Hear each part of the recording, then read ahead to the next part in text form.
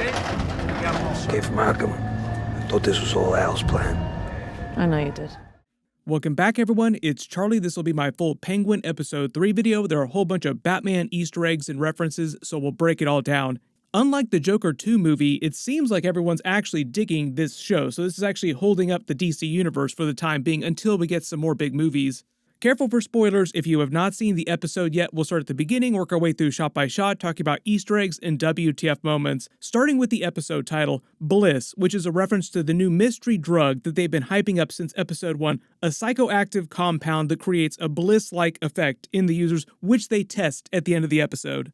We find out that it's created inside Arkham Asylum, meaning that some of the people that work there are connected to it, making you think of Hugo Strange, making you think of Scarecrow with his fear toxin. There's just a lot of people associated with Arkham that could be behind this. Also, probably Sofia's psychologist that she's in a relationship with, because she says that they used the compound on her when she was in Arkham, so they've been testing it for a while inside Arkham on the inmates. Meaning that there's a good chance right now that Riddler and the Joker are probably getting doses of it too.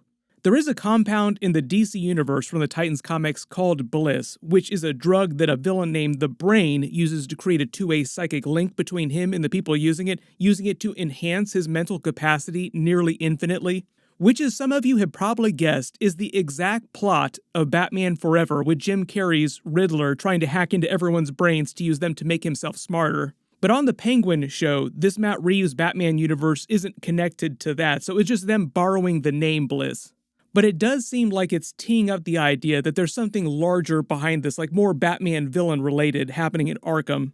The actual opening scene basically shows us a flashback to Victor from before the events of Riddler's attack, blowing the dams, flooding the city, to explain how he wound up where he is in present day. So this is all meant to take place right at the end of the Batman movie. He's back in his own neighborhood, going home. He steps over pictures of Bella Real heralding her campaign slogan, Real Change, which is kind of ironic because, yes, things change in Gotham, but they get way, way worse before they get better. So it's meant to be darkly ironic because his whole family winds up dying shortly after this. Victor, as we've learned previously on the show, comes from Crown Point in Gotham, which is one of the poorest areas of the city, and meaning that it's also one of the areas that got hit the hardest, because the way that Matt Reeves explained it, at the end of the Batman movie, when the city floods, most of the areas that were affected were the poorer areas. All the rich people in Gotham live in more elevated territories, other parts of the city outside of the city, so that's why at the beginning of episode 1 they showed you that all the rich neighborhoods look just fine. We meet his girlfriend who was texting him last week, then we meet his family. We find out he had a younger sister and both of his parents were alive. On the news, when he's talking to them, you hear about the mayoral campaign Bella Real is about to win. Because remember the timeline here, this is before the bombs go off at the end of the Batman movie. She did eventually wind up winning that election. He talks to his dad about being more ambitious. His father thinks they have more than enough and life is fine. This is sort of set up the idea that we saw in episode 1 where he was arguing with Penguin, trying to get him to spare his life, saying that he did have ambitions. We learn more about the friends that he was with when Penguin actually caught them trying to steal his rims. One of them is named Squid, the other is Calvin. Then we see the Riddler's bombs go off, and the area around his apartment floods, and it's so bad that the water line rushes up above the level of his family's apartment in seconds, like before they have time to escape, R.I.P. We also find out that his girlfriend's family died in this event too, so both of their families are dead. Then we jump back to present day, the Riddler's apartment. He's hyped about Alberto's mystery drug, the Bliss, that's going to make them rich, but he still has no idea what it's all about. Like, Sofia hasn't told him, and Alberto obviously didn't tell him either. He's been waffling with her this whole time. Penguin also assumes that eventually Luca, the rest of the Falcones, will kill Sofia and fix the issue for them, so he's not going to have to deal with her that much in the future. Like, eventually they'll figure it out, they'll deal with it. Penguin reminds him that they're cool for now despite his screw-up with the jewels. Penguin still likes him. He's not planning on killing him anytime soon. There are a couple moments in this episode where he reiterates that, like he keeps complimenting him, all because Penguin feels like Victor is just like he was when he was a kid. So he's kind of treating him like a little brother, in effect. Like, they're not that close yet, but he is trying to help him because he senses, you're just like me. He finally starts paying him for being the sidekick, $1,000 a week, which is to set up the bribe with the cop later in the episode, but also now he's giving him money so he has a reason to stick around. It's meant to be more money than he's ever seen in his life, like $1,000 a week is a lot for him. He gets a call from Salvatore Maroni just as Sofia shows up, probably to set up the Maroni showing up at the end of the episode trying to kill him for betraying them. While he's on the phone, Sofia shows up, giving Victor a nice awkward scene with her, and is meant to show you a couple different things, mostly her ability to sense bullcrap when it's coming from people. Like, she doesn't know everything about Victor, but she can tell that Victor's lying to her instantly. There's also a little bit of setup before this too, where Penguin tells Victor not to believe everything that he reads when he talks about Sofia, meaning that Penguin doesn't totally believe that Sofia killed those 7 girls and became the hangman thrown into Arkham, like the news was talking about earlier this season. There's a couple moments later in the episode where they tease more information about what really happened, and it seems like in episode 4 next week we'll get the full flashback, so we'll see the actual truth of what happened with all those 7 girls. But the way they've been presenting it, she was not totally responsible. She also says to Penguin that she is not hangman, meaning that she either didn't kill those girls or there was somebody else involved and she just wound up taking the fall for that other person. She reveals to Victor that Penguin used to be her driver when she was younger before she got sent to Arkham, also setting up more of the backstory between them, which we get later in the episode and we'll see in next week's episode.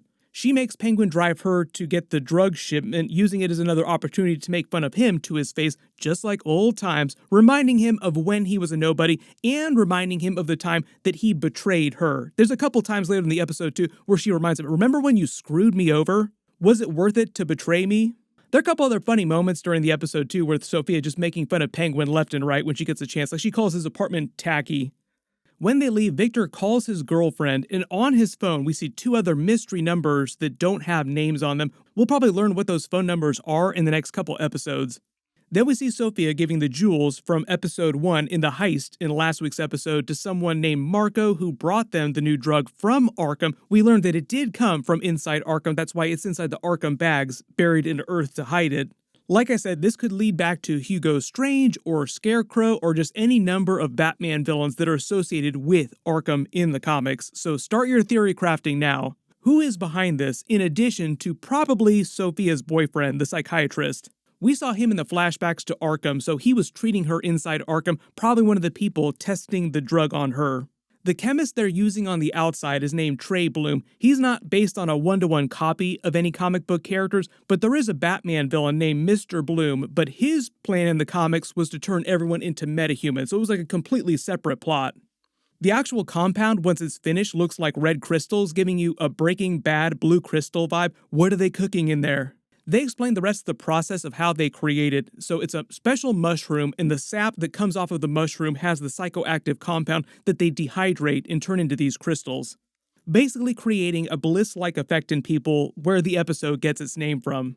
They cut to a couple scenes of Victor with his girlfriend inside Penguin's apartment, probably a bad move to invite her there. I like the coaster move too, like, no, we gotta put these on coasters. He'll know if we don't use coasters. The funny thing about that is that Penguin probably would know that he didn't use a coaster. The Calvin friend that she asked about was the kid that Sofia killed, which he has to lie about, obviously. Like, I don't know what happened to him. He just kind of disappeared. Maybe he'll never come back. Please stop asking questions about him.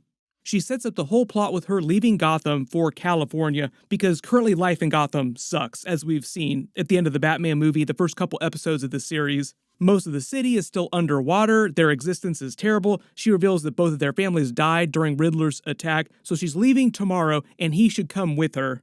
And even if you didn't watch the rest of the episode, just knowing from this, it's only episode 3, he's probably going to be in the rest of the episodes, he was not going to go with her ultimately. It was more a matter of them explaining why he didn't ultimately go with her.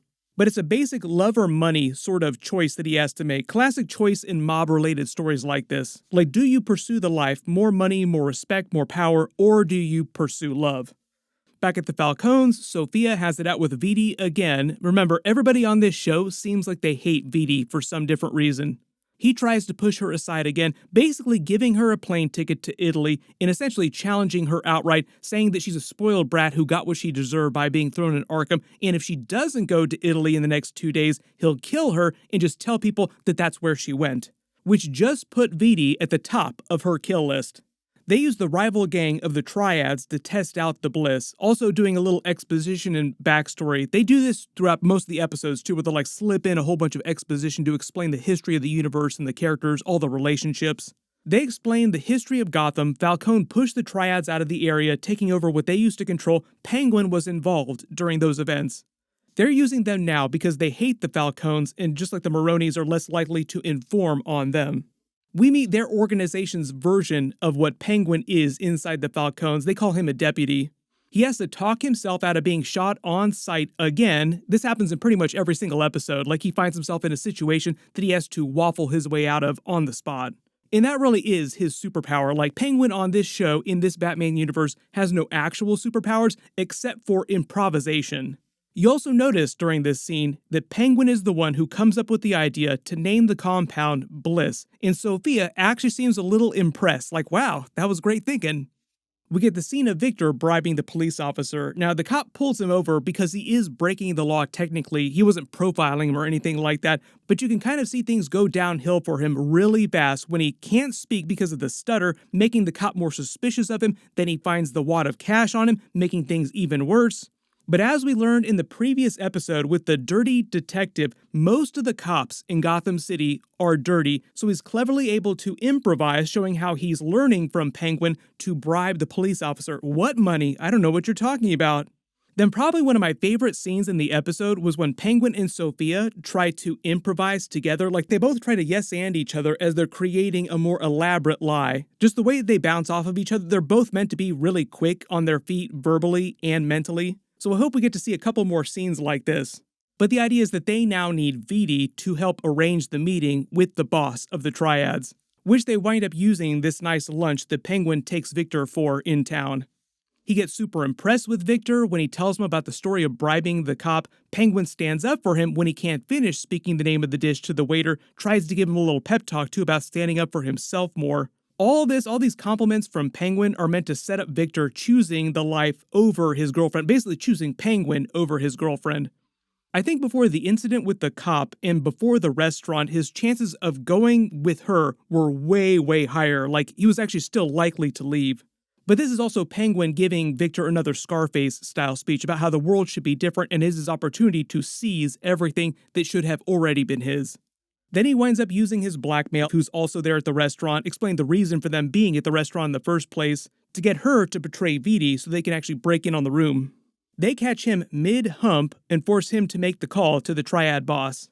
We also get a little more backstory here too. Vidi implies Penguin did betray Sofia to Falcone. That was one of my theories in an earlier episode, but this episode just gave us a little more confirmation of some of those.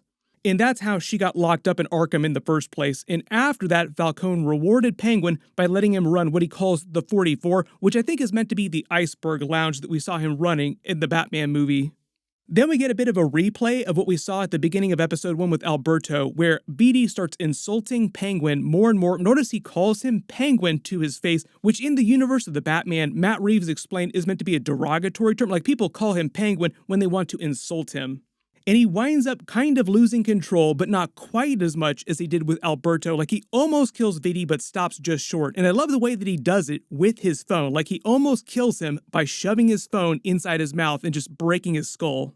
Vidi then makes the call, and then they just time jump to them testing the Bliss out in that club. Notice Penguin is now in his full Scarface white suit attire. I can't see him in a white suit without thinking of Scarface. Matt Reeves even called the Penguin series sort of like his Scarface moment.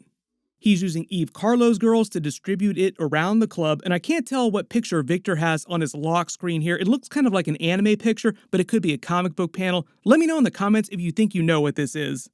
There's a bunch more great scenes between Sofia and Penguin. She lets him know that she doesn't totally trust him and knows what he's trying to do, be smooth with her, feeding people lines like complimenting her, sucking up to her. She knows it's all meant to be an act. She then confronts him over his betrayal 10 years ago. They also clarify some details about when things happened, what the timeline was, how she wound up in Arkham. And the surprising thing is that later in the episode, he actually confesses, yes, it was worth it. Look at all the things that I got that I never would have had the opportunity for, given where I come from. Like, it might not mean a lot to you because you were born a rich girl, but I was born from nothing.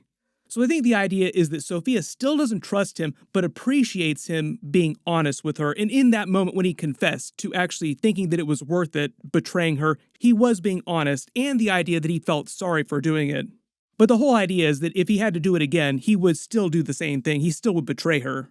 And we learned that whatever happened with those dead girls in the past when she got thrown in Arkham, it was 10 years ago. Like I said, episode 4 next week is going to give us the flashback that I think will explain most, if not all of that. then you probably recognize Francois Chau from Lost and a billion other things. He's been in a bunch of different shows and movies. He's the head of the Triad's organization. Sofia winds up bonding with him over the death of her father, like they both hated her father, and then uses her knowledge of Zhao's own father, his family history, to her advantage when he tries to call her on her mental state for being inside Arkham. There's probably going to be a lot of that from other characters throughout the rest of the series where people question her mental state, like, are you crazy? You were in Arkham. Should we worry about you? Are you nuts right now? So even though she's been playing it really cool the last couple of episodes, I'm really hoping that at some point this season, we get to see her absolutely lose it on someone. If we're just talking about characters that you want to see the biggest payoff deaths for, VD is at the top of that list right now, just because Penguin hates him, Sofia hates him, he already threatened Sofia's life, he's threatened Penguin's life. It just makes sense that at some point, she or Penguin will wind up killing him. Victor then has another PTSD flashback to the dams breaking and Riddler's attack, the death of his family. While that's happening, Sofia starts talking more about the Bliss inside Arkham. Like I said, this could have something to do with Hugo Strange, it could have something to do with Scarecrow. There's just any number of Batman villains that could be associated with this, in addition to her psychiatrist that we saw last week. We'll probably get more answers about that in the next 2 or 3 episodes. When she mentions the Neon Dragons and the Odessa Mob from the comics, those are other rival gangs in Gotham. We'll probably meet some more of those characters in future episodes as well, too. Penguin winds up closing the deal, so they're going to move forward with the Triads, and then he finds out about Victor's girlfriend and confronts him over wanting to leave. So the key here, like this is actually a really important speech during the episode, love Penguin's speech, when he says Victor could have left any time he wanted during all this. The deep down secretly, he didn't want to leave, so the rest of the episode is Victor just coming to the terms with that, realizing that deep down he does want to stay, he is ambitious, he wants that power, the money. He leaves, stealing Penguin's car, briefly, just kind of borrows it, probably didn't intend to actually steal it forever. Watches his girlfriend leave at the Port Authority as Penguin and Sofia are sort of having it out and he's apologizing to her. The other important thing during Victor and Penguin's speech here too is Penguin explaining his own ethos for being like what life means in general, that there's no such thing as right or wrong, it's just about survival and having something to show for what you've done. It's a way to explain Penguin in a sort of shades of gray kind of situation where like he's not outright evil, but he's not that good either. Explaining why he can both help Batman, for instance, like he'll work with Batman when he has to, but he'll also work against Batman at certain times too. Really great performance by Colin Farrell during the episode, but he's amazing in all these episodes. There's another moment when Penguin and Sofia are going back and forth with each other where she says that she is not Hangman and he didn't intend to betray her, so I think this is partially meant to confirm that she wasn't solely responsible for what everyone thinks she did killing those girls 10 years ago. She also reminds Penguin that the Falcones never made him, which in the Mafia is when they officially make you part of the family. You become way more powerful. If you've ever watched The Sopranos or Goodfellas, they get into this during a lot of those mob stories. Getting made by a family is a really, really big deal in the life of a mobster. Then there's a bit of a funny moment, but they play it in like a darkly comedic kind of way because Sofia tells him, I don't totally trust you now, and Penguin's like, let me show you how you'll be able to trust me going forward, just as Maroni's wife shows up with their crew to kill him for betraying them. Victor saves him by running over one of the dudes, and he bails on Sofia like, what should we do? Should we wait for her? And Penguin tells him to take off, leave her, we need to go right now. Basically, it's Penguin telling Sofia, oh, you can definitely trust me, just as he betrays her 5 seconds later. Absolutely cannot wait to see how he spins this the next time he sees Sofia. Remember, that is his superpower, is basically talking himself out of situations. There are a bunch of big Easter eggs, references, and reveals during the episode, so if there's any of you spotted that I didn't talk about in the video, just write them below in the comments, and everybody let me know if someone inside Arkham is behind this Bliss compound, besides Sofia's psychiatrist, who else do you think from the Batman comics is involved in this? There are a number of other Batman villains it could be, but like the list of people who would be in positions of power inside Arkham, like you're talking about staff here, is not that long. So it just feels like we're building up towards a bigger reveal of like a Batman villain behind the scenes before the end of the season. And because the Penguin series is meant to directly set up the events of the Batman 2 movie, that'll probably just spill over into the Batman 2, like whoever that Batman villain winds up being will show up in the Batman 2. My full episode 4 video will post next week after they release it. Like I said, it seems like it's going to be a flashback-heavy episode to 10 years ago to explain what really happened with those 7 dead girls and why Pengiun betrayed Sofia, what everybody thinks she did, and just to explain the full truth of what really did happen. We're also going to see Mark Strong as a younger version of Carmine Falcone. They said that they recast him because John Turturro was not available for filming the series. Otherwise, they would have just used him and de-aged him with some makeup and practical effects. But really, it's only a flashback to like 10 years ago, so it's not that long of a flashback. I just did a couple videos for the Joker 2 movie, very controversial. Most people probably going to hate it, but there are a couple alternate endings, deleted scenes. I explained what's going on with that whole Batman ending scene, connecting things to other Batman movies. Everybody click here for that video and click here to learn about the alternate ending to that movie. Thank you so much for watching, and I'll see you guys in the next one.